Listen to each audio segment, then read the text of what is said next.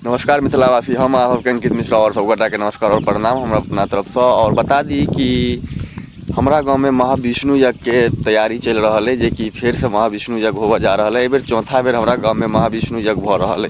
तो आओ अहाँ सबके देखाबै छी कि काज केना चल रहा है, महाविष्णु यज्ञ के तैयारी केना चल रहा है और की सब भ चुकल है अखन तक में, से सब अहाँ सबके देखाबऽ जा रहा छी। तो ब्लॉग में लास्ट तक बनल रहू और पूरा देखो।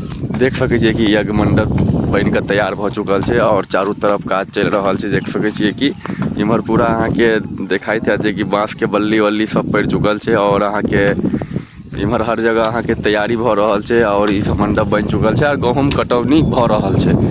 ई महाविष्णु यज्ञ जे होवे जा रहा है, अहाँ सबके तारीख बता दी कि कहिया से चालू है। तो बता दी अहाँ सबके जे कि महाविष्णु यज्ञ अहाँ सबके 16 अप्रैल 2025 से चालू है और 25 अप्रैल 2025 तक यज्ञ चलत। तो देख सकै छियै काम पूरा चालू है और पूरा भ रहल है और सब आदमी मेहनत कर रहल है, कार्यकर्ता सब छै ई सब काज कर रहल है।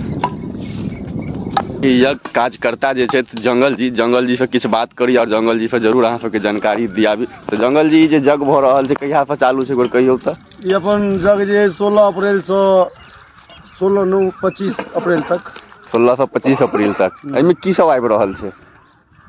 एहिमे अहाँके बहुत तरह तरह के तो झूला सब अबैया, कारीगर सब आयल छथि जे पंडाल बना रहल छथि तरह तरह के। अच्छा, मूर्ति सब बन रहल छै, बहुतो अनेको चीज छै देखऽ वाला दृश्य हेतै।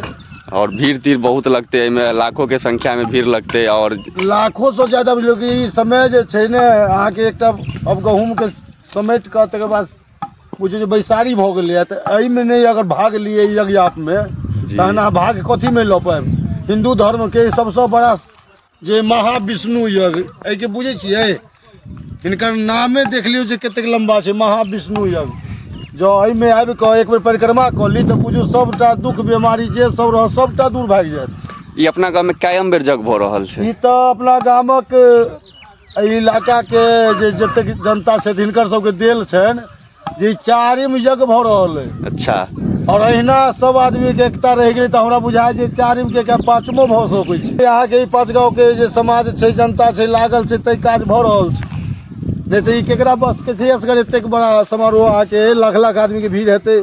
पता नहीं जिला सब प्रशासन सब आके आबि कऽ भीड़ पर काबू पेतै, जो कि यही 5 गामक जनता यहाँ पर मौजूद रहते तखन ई हाल छै। कथावाचक के आबै छथिन? कथावाचक आके अयोध्या जी से आबि रहल छथि। अच्छा, की नाम छै हुनकर? नाम छथि अंशु जी महाराज। अच्छा, और क्यों आबि रहल छथिन? और दूटा जे उ महिला में छथि बाल कलाकार छथि वो। अच्छा, उनका नाम से परिचित नहीं छी हम। अच्छा, मतलब उनको नाम लेकिन बहुत बड़का हाईलाइटेड नाम छै उनको, बहुत हाईलाइटेड छै, लेकिन हमरा कनि ध्यान से उतरि गेल छै उनका नाम। ठीक, तो यहाँ सब जंगल जी से सुन लेलिए जे कि यज्ञ में जते भी विचार छै, यज्ञ में जे सब होबऽ जा रहल छै, तो देख सकै छियै कि यज्ञ पूरा एकदम तैयारी चल रहल छै। चारों तरफ झंडा के छै एकदम से। और अहाँ के बता दी कि जते बड़का फील्ड छै, फील्ड में सब किछु मौत कुआं झूला हर प्रकार के अन्य प्रकार के चीज सब में अहाँके उपस्थित है। तो और बताबी कि देख सकै छी अखन की काज पूरा धूमधाम से तैयारी चल रहा है। चारों तरफ देख सकै छी जे कि सब गोटा अपन अपन काज कर रहल छै। तैमे जते भी काज करऽ वाला आदमी सब छै तो बहुत दूर से आयल छै काज करऽ के लेल।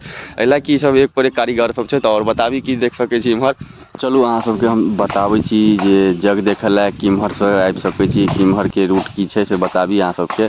तो इम्हर अहाँ सब केवटी से आबि सकै छी और खिरमा से आबि सकै छी और एक तरफ बिस्फी से आबि सकै छी और एक तरफ अहाँ के सिंघिया तरफ से आबि सकै छी।